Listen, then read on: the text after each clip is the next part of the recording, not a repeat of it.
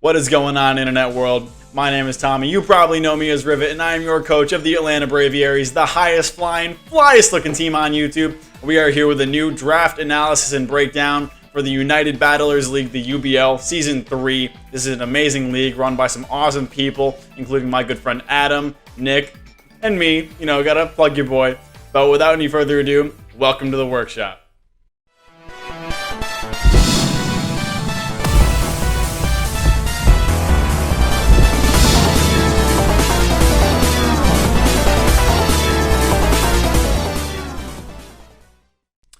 Alright guys, we are here breaking down our new draft for the UBL Season 3. This is an amazing league. I love this league so much.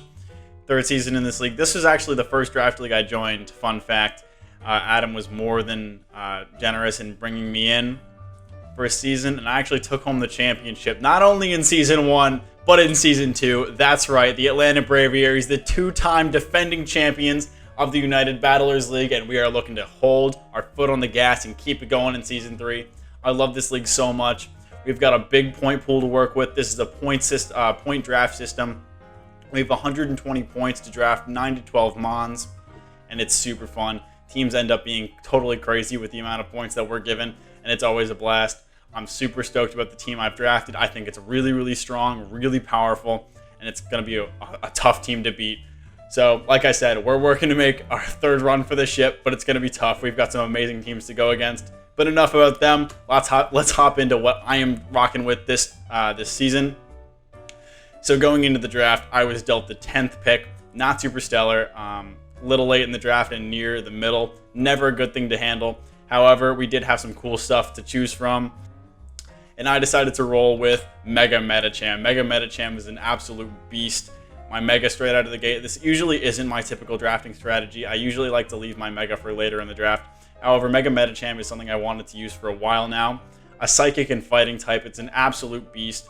Base 100 attack stat and base 100 speed. However, don't let that fool you. This thing has the pure power ability. And with base 100 attack stat, that essentially gives it a functional attack of base 250. Yeah, it's an absolute monster. Psychic and Fighting is an amazing dual stab. High jump kick, strain punches, Zen headbutts hit super, super hard. It has priority in both fake out and bullet punch. You can get some good coverage moves like ice punch, thunder punch, rock slide, poison jab. It can sub and bulk up. It can recover, which is cool. It can baton pass out if I'm feeling cheesy. This thing's an absolute beast. It doesn't really have a whole lot to hit bulky psychic types, which is the main difference that separates it between it and Mega Gallade. Obviously, lacking knockoff is kind of a big deal for it. However, even without knockoff, it is an absolute monster. The thing I don't super love about Mega Medicham is I don't really love high jump kick.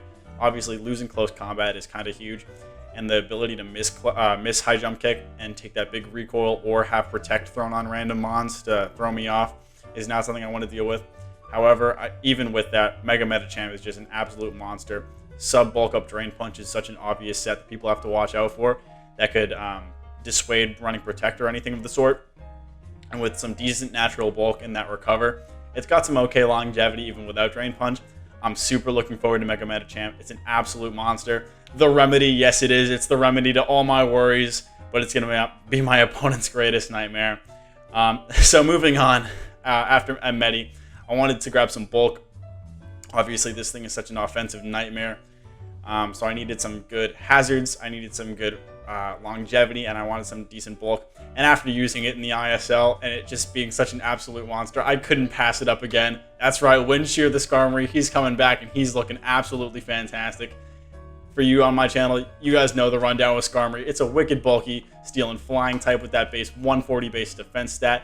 It is fantastic. Stealth Rocks, Spikes, Defog, Roost, Body Press, Iron Head, Brave Bird. Do I need to go on? It gets Whirlwind to phase out and stop setup, and it is just absolutely brutal. Even with just base 80 attack, it hits pretty hard with those Iron Heads and Brave Birds. And it just does so much for every team. It's a great defensive typing that pairs well with a bunch of other combinations. So I'm super stoked to be using Windshear again.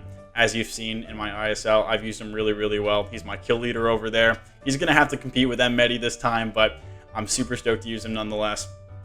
So building off Windshear, I wanted to go, again, with a little bit more offense to complement his hazards potential. I'm grabbing Cheshire the Gengar. Gengar is awesome. It's a great mon that I've wanted to use for a good while now. And at 13 points, it seemed like a little bit of a discount for me. This thing is a beast. A Ghost and Poison type, Shadow Ball, and Sludge Wave is a fantastic dual stab with great coverage such as Psychic, Thunderbolt, and Energy Ball, Focus Blast, etc. It gets set up in Nasty Plot and Calm Mind. It can run Substitute with Black Sludge really easily. And it's just an all-around beast. Choice Scarf, Nasty Plot, as I said, it can run Specs. It does so many things so well. I'm really excited to use Gengar. It pairs really well with Mega Medicham, able to break down those bulky Psychic types that M-Medi really doesn't like, and M-Medi is able to take care of those bulky Dark types that Gengar doesn't like. So I'm loving this offensive core straight out of the gate, and I'm really hoping that they do some good work together. At base 110 speed, it's giving me a little bit of speed control working off of M-Medi at 110, and giving me a viable Scarf opportunity. The Cursed Body ability, nothing to write home about. Obviously, Rip Levitate Gengar, but he's still looking great, and I'm really stoked to use him. And with my next pick, I wanted to take something to complement Skarmory, build out my bulk a little bit, and give me another pivoting option into M-Medi and Gengar. That's where Pert 30, the Swampert, comes out. Swampert's looking awesome. I've wanted to use this mon for a good long while, and it will be worth the wait. Let me tell you, this thing's a beast. Base 100 HP, 90 in both defenses, and 110 in attack. Ground and water type is fantastic. Scalds hit hard, Earthquakes. It gets Flip Turn, which is fantastic for a pivoting option into Mega Medicham. It gets Stealth Rocks, which is fantastic. It gets Roar to haze out with Skarmory's hazard potential and just stop setup. It just does so many things so well. And I love the ground and water typing in combination with Skarmory's steel and flying typing. Those two complement each other incredibly well, as shown with my Gastrodon pairing with Skarmory and ISL. So I love these two together. I think they're fantastic. And having the raw physical bulk of Skarmory allows me to run specially defensive Swampert a little bit easier, which I also love to take those big flamethrowers and thunderbolts from offensive mons. So I'm really loving Skarmory and Swampert together. And building off those two, another defensive mon that gives me some other offensive potential and pivoting options, along with some removal. We got Dr. Milburn, the Moltres. Moltres is a mon I've used before, and I absolutely loved it. With the heavy-duty boots, this thing is an absolute beast. Very naturally bulky with 90, 90, 85, and then 125 special attack. It also has 100 physical attack if I wanted to run a physical set. It does get moves like Brave Bird and Flare Blitz, but honestly, Flamethrowers, Hurricanes, Air Slashes, it does get Scorching Sands now, I believe. Roost for longevity, and defogging potential with U-turn for pivoting. This thing is a monster. It is so bulky, so strong. It just does so many things so well. I'm really excited to use Moltres. Again, like Skarmory, it pairs very well with Swampert, and it gives me another pivoting option into M-Medi, which I absolutely love, along with defogging some hazards like Spikes, which M-Medi doesn't want to deal with. The pressure ability is great for just dealing with some PP stalling, and Flame Body is great for physical attackers. If I can catch like a Bullet Punch, a Fake Out, or maybe like a Mach Punch, get a Cheeky Burn. This is also a great U-turn switch in to stop opposing momentum going into something like M-Medi or Gengar. So I absolutely love Moltres. I'm so stoked to use it again. And after that, next up, we decided to go with Giggles, the Goodra. I love Goodra so much. I've used it in draft once before, I think, and it's just absolutely fantastic. One of the best Assault Vest users in the format with a busted move pool. Draco Meteor, Sludge Wave, Flamethrower, Ice Beam, Thunderbolt, Power Whip, Earthquake. It just gets everything under the sun. And that base 150 special defense stat complemented with Assault Vest, this thing is a beefcake. The really only thing that wants to take it down are big physical attackers or something with Psyshock, which I can prepare for. But Goodra, I'm so stoked about. It, again, gives me some good resistances and immunities that really help out the pairing of Skarmory and Swampert. And it's just really offensive in both the physical and special offensive sides. Again, with stuff like Draco or Outrage, it can do both really well.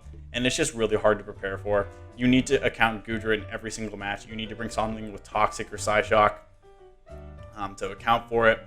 And therefore, it's just such a hazard to deal with. So I absolutely love Goodra on this team. I'm so stoked to be using it again. And a nice middle speed tier at base 80. But keeping on the speed tier train, I wanted something a little bit faster. My team is kind of slow with it at this point. And I had some good points to deal with. I needed a dark type and I wanted some more power. We're rocking with Axel Rose the Weevil. You know I named it that. 120 base attack, 125 base speed. This thing is super fast. Dark and Ice is amazing offensive typing. Knockoffs hit super hard. And with triple Axel, this thing is a monster. I underestimated Weevil for a long time until my good bud Celestial, he brought this thing against me, and it just smashes things with Banded Triple Axle. It can run everything. It can run Swords Dance to boost up, just Banded. It can be Scarfed. It can be Life Orb, Triple Axle, Knockoff, Poison Jab, Low Kick, Ice Shard for a priority. This thing is a monster.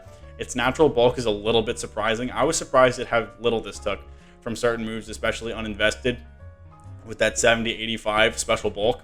So don't sleep on Weevil. I'm super stoked to be using this thing. I've used it once before, but not when it had Axle, and I'm really stoked about this pick. It looks great complementing my offenses for this team. It gives me more cleaning potential alongside the insane wall breaking of Medi. So I'm really stoked about Weevil, and I really hope it puts in work. I definitely expect it to. So moving right along, we got Magnazone. We got Goose over here. This was a pick. I got sniped on something. I don't exactly remember what it was. But Magnazone was just sitting here for 11 points, and he's an absolute beast. It gives me a slow pivot with Volt Switch. It gives me an electric type, and an absolute monster at that. 130 base special attack stat with 115 in defense and 90 in special defense. He's rather chunky. It gives me an offensive steel type to complement Skarmory for additional fairy breaking potential to help out Medi. And this thing is just a monster. Its move pool isn't super solid. However, Thunderbolt, Volt Switch, and Flash Cannon is really all it needs. It gets Body Press for dealing with some steals. It does have the Magnet Pull ability, which is great for trapping some steals. Again, like something like Skarmory, for example, it would just completely thrash with Thunderbolt. A lot of stuff like that does run Shed Shell anyway.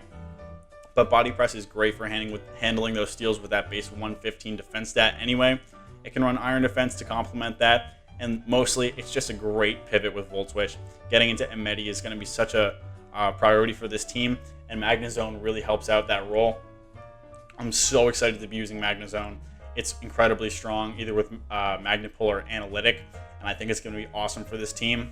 Moving on, I have some big holes in my team right now, most notably the lack of a Fairy to build out my Fairy Dragon Steel Core. So that is where Symphony Regalia, the Diancie, comes in.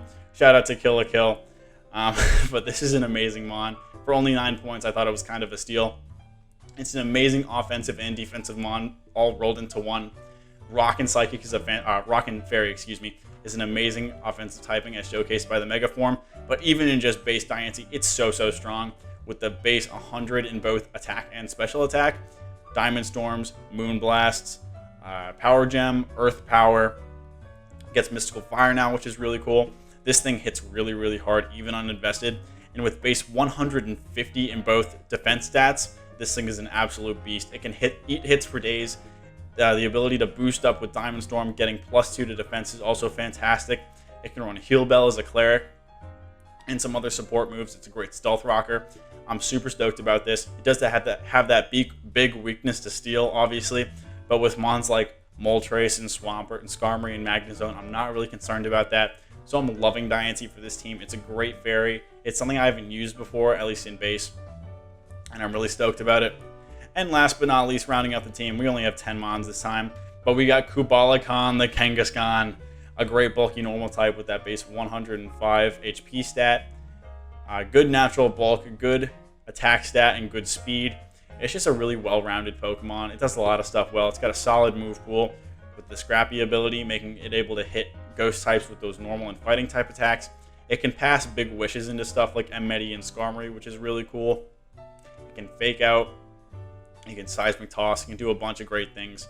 I'm really excited to use Kangaskhan and Kangaskhan. Shout out to Mills Films. Go watch Mills Films right now if you haven't already. I didn't say that. Don't worry about it. What's Mills Films? But Kangaskhan is an absolute beast. I'm so stoked to be using it. And that wraps up the team. This is a really strong squad. As I said, this league allows for some silly things to happen in team composition. So as badass as this team looks, we've got some tough teams ahead of us, just like our week 1 battle, which is happening later this week against G4, aka Glenn, and his Goodra gang. His team is tough as hell, but it's going to be a fantastic game. So check out that game when it comes up. But with all that said, that's going to be the end of the breakdown. Send a comment on your thoughts of the team, anything you think I should change up, or what you think your favorite mon is going to be throughout the season. Let me know your kill leader. Obviously, I think Medi's going to be a beast, but we got Gengar and Axl Rose in there, who's also going to be super duper strong. So with all that said, thank you so much for watching. Enjoy your night. I'll see you next time. Take care.